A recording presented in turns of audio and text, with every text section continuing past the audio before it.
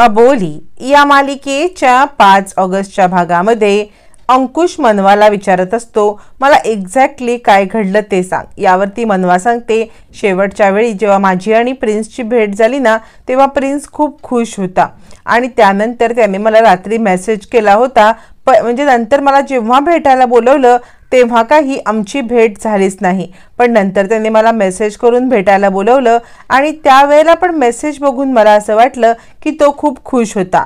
यावरती अंकुश म्हणतो, जर प्रिन्स खुश होता तर मी आत्महत्या का केली, मला प्रिन्सची बॅग चेक करावी लागेल।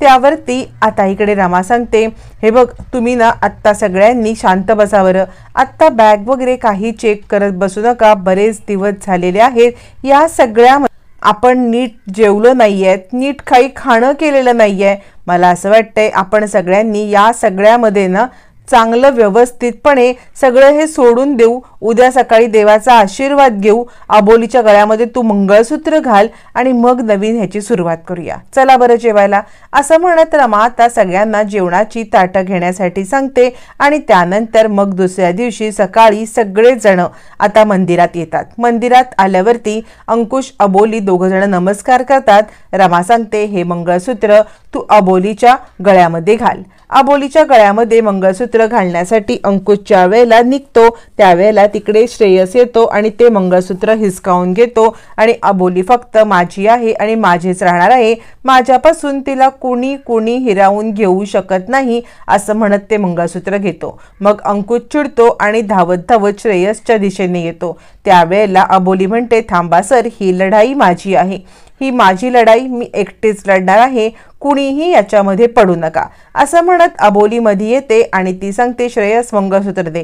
श्रेयस मंगळसूत्र द्यायला काही तयार नसतो। मग त्यानंतर अबोली मात्र आता तावाने पुढे येते, हातामध्ये सुरी घेऊन येते आणि श्रेयसच्या हातावरती वार करते। हातावरती वार केल्यावरती श्रेयसच्या हातामधून ते मंगळसूत्र खाली पडतं, सगळ्यांनाच धक्का बसतो, श्रेयसच्या हातातून भळाभळा रक्त व्हायला लागतं। रक्त वाहत असताना आता मात्र श्रेयस चिडतो, तोपर्यंत खाली पडणारं मंगळसूत्र हे अंकुशने धरलेलं असतं। अबोली म्हणते, माझं अंकुश सरांवरती प्रेम आहे आणि अंकुश सरांच्या आणि माझ्यामध्ये येण्याचा तिळ मात्र तू प्रयत्न करू नकोस, या अबोलीशी गाठ आहे, असं म्हणत आता मात्र चिडलेली अबोली श्रेयसला चांगलाच धडा शिकवते।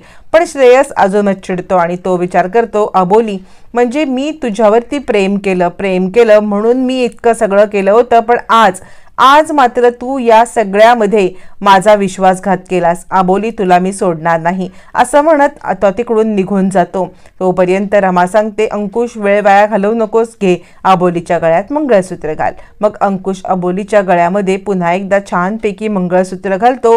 हे सगळं होत असतानाच तिकडून अंकुशला फोन येतो आणि अंकुश खूपच घाबरतो। अबोली म्हणते, सर काय झालं, इतके का तुम्ही अस्वस्थ आहात? यावरती अंकुश सांगतो, अबोली आपल्याला ताबडतोब आता जायला लागेल आणि तोपर्यंत अबोली म्हणते, सर कुठे जायला लागेल? त्यावरती अंकुश सांगतो, आपल्याला पोलीस स्टेशनला जावं लागेल, कारण या सगळ्यामध्ये दया डोंगरे त्या लॉकअपमध्येच मेलेला आहे, असं म्हटल्यावर ती धावत पळत आता अंकुश अबोली लॉकअपमध्ये येतात।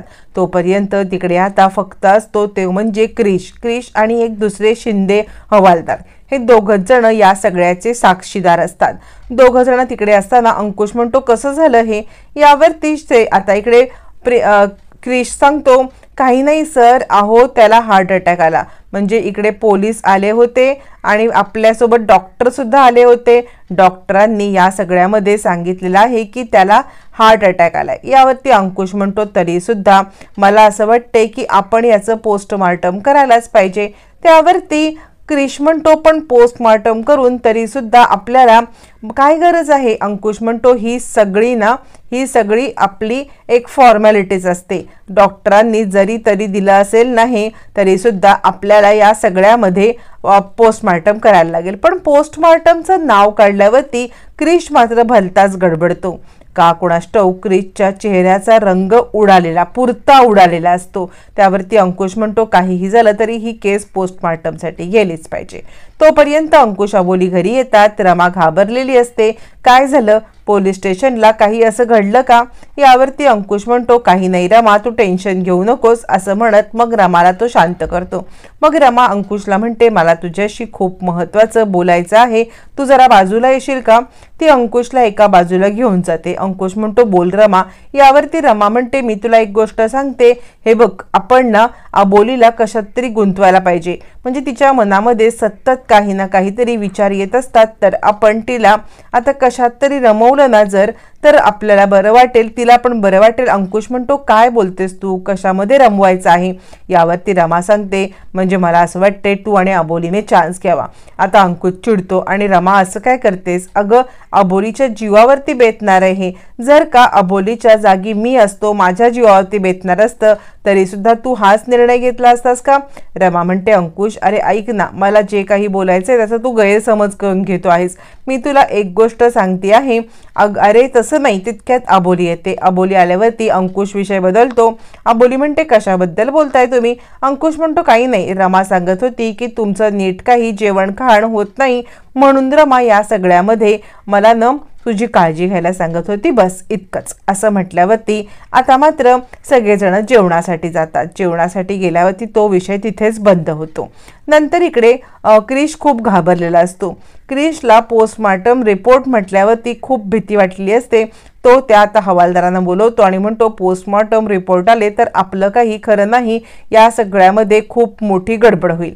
यावरती आता मात्र तो हवालदार घाबरलेला असतो आणि तो म्हणतो नाही नाही काहीतरी गडबड आहे. तर मात्र आता क्रिश चिडतो आणि हे बघ तुला मी सांगितले ना की तू याच्यामध्ये जास्त काही डोकं चालवू नकोस. त्यावरती आता तो हवालदाराला म्हणतो तू एक काम कर, तुला जर काय हे झेपत नसेल तर तू 2 दिवसाची सुट्टी घेऊन जा आणि कोणते डॉक्टर पोस्टमॉर्टम रिपोर्ट देणार आहेत ते पण सांग, कोणाकडे जाणार आहे. मग त्या डॉक्टरांचं नाव घेऊन क्रिश त्यांना भेटून आता रिपोर्ट बदलण्याचं काम करत असतो. काहीतरी असं घडलेलं असतं जे क्रिश सगळ्यांपासून लपवत असतो. मग तोपर्यंत सगळेजण आता घरी येतात. क्रिशचं जेवणात लक्ष नसतं.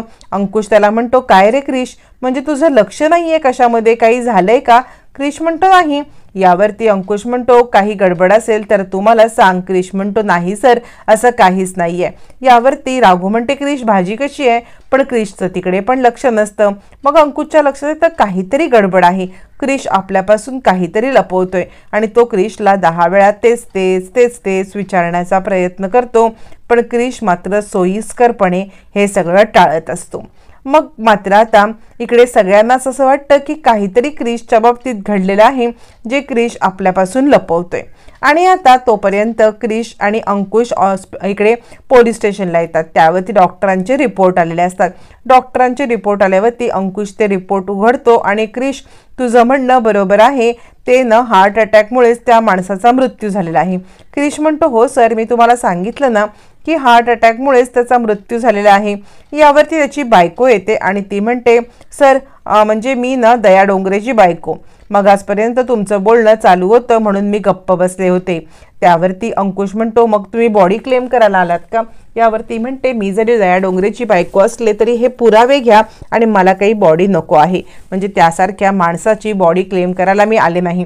तुम्ही काय त्याची विल्हेवाट लावायची ती लावा, मला त्याची बॉडी नको आहे. अंकुश म्हणतो ठीक आहे, तुमचं असं म्हणणं असेल तर तुम्ही एक काम करा बरं, असं आम्हाला लेखी लिहून द्या की आम्हाला ती बॉडी नको आहे, मग आम्ही त्याचे अंतिम संस्कार करून टाकू. असं म्हटल्यावर ती बाई लिहून देते. क्रिशच्या जीवात जीव येतो आणि आता या सगळ्या प्रकरणामध्ये त्याच्या बायकोने बॉडी क्लेम न केल्यामुळे त्या बॉडीचं अंतिम संस्कार करायची जबाबदारी ही आता पोलिसांवरती येते. पोलीस सगळे ती जबाबदारी घेतात. तोपर्यंत आता इकडे छोट्या लहानग्या मुलाला घेऊन रमा घरी येते आणि चाळीतल्याच कोणाचं तरी मुलगा असतं आणि त्याला खाऊ वगैरे देत असते. अबोली त्याला लाडू देते. छानपैकी त्या मुलासोबत हसत खेळत असताना अचानकपणे त्या मुलाची आई येते आणि तू इथे काय करतोयस? आत्ताच्या आत्ता इथून चल. अबोली म्हणते अगं असं काय करतेस, राहू दे की त्याला. यावरती ती बाई सांगते नाही ग अबोली खूप आगाव झालाय, घरामध्ये काही खात नाही आणि बाहेर जाऊन मागून मागून खातो, काही नाही चल आणि पुन्हा इकडे येऊ नको. असं म्हणत ती आता त्या मुलाला घेऊन जाते. तितक्यात तिथे नीता येते. नीता आल्यावर ती म्हणते काय ग अबोली, किती दिवस असं दुसऱ्यांच्या मुलांना खेळवत बसणार आहेस? मला असं वाटतंय आता न या सगळ्यामध्ये तू काहीतरी विचार करायला पाहिजेस, स्वतःच्या मुलाचा तरी विचार कर. यावरती रमा म्हणते नीता काय चाललंय तुझं, यावर नित्या म्हणते सॉरी सॉरी, म्हणजे तुला मूल नाही ना होऊ शकत, माझ्या तर ही गोष्ट लक्षातच नाही आली, असं म्हणत ती आता अबोलीला टोमणा मारते. तोपर्यंत अबोलीला मनवा बाहेर आवाज देते. मनवा आवाज देते आणि वहिनी तुझ्यासाठी काहीतरी पार्सल आलंय असं सांगते.